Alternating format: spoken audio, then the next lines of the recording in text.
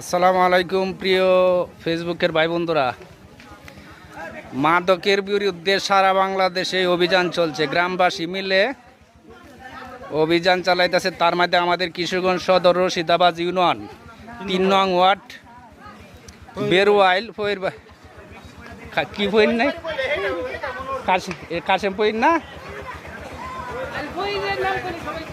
ফহিরের বাড়িঘর গ্রামবাসী মিলে জ্বালাইয়া দিছে, যেমনি মাদক আর বিক্রি না করতে পারে। এরপরে আরেকটা বাড়ি আছে বেরোলে, এটার ভিতরে, এটা হলো মতুর বাড়ি। হ্যাঁ, এরপরে আমাদের এলাকাও আছে লতিবাবাদ শুনলাম।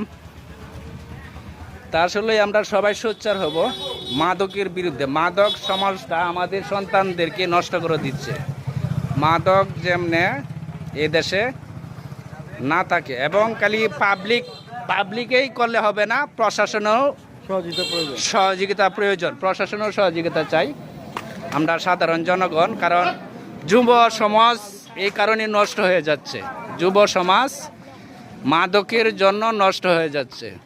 আর মাদক যেমন এই দেশে না থাকে, এই ব্যবস্থায় জনগণে নিছে, এর মধ্যে প্রশাসনেরও সহযোগিতা চাই। তার সাথে একই ওয়ার্ডের মধ্যে মতুর বাড়ি, না এটা কইছি 3 নম্বর ওয়ার্ড।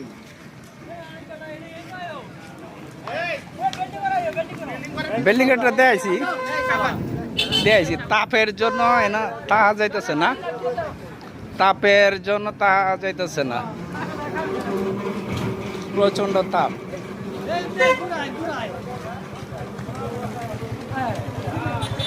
প্রচন্ড তাপ। আশা করি সারা বাংলাদেশে এই অভিযান চলবে। সাধারণ জনগণ এখন চোখ খুলে গেছে মাদকের বিরুদ্ধে, কারণ আমার সন্তান, আমার ভাই, আমার চাচা এই মাদকের জন্য নষ্ট হচ্ছে। এই মাদক আর এই দেশে চলবে না।